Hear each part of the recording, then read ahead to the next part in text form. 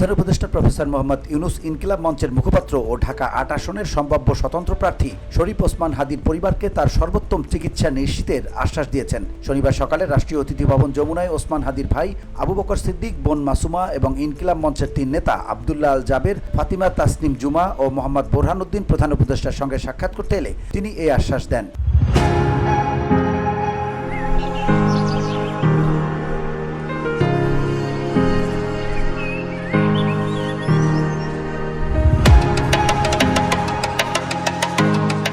ওসমান হাদির সর্বোত্তম চিকিৎসা নিশ্চিতে সরকারের পক্ষ থেকে সব ধরনের ব্যবস্থা নেওয়া হচ্ছে জানিয়ে প্রধান উপদেষ্টা বলেন, সারা দেশে তার জন্য দোয়া করছে, তার সর্বোত্তম চিকিৎসা নিশ্চিতে সবাই চেষ্টা করছে। ওসমান হাদির বোন বলেন, সে ছোটবেলা থেকেই দেশকে মনে প্রাণে ভালোবাসে। ছোটবেলা থেকেই সে বিপ্লবী। বিদ্রোহী কবিতা তার প্রিয়। সে বিদ্রোহী কবিতা আবৃত্তি করতে ভালোবাসত। তার একটি 10 মাসের সন্তান আছে। হাদি আমাদের মেরুদণ্ড।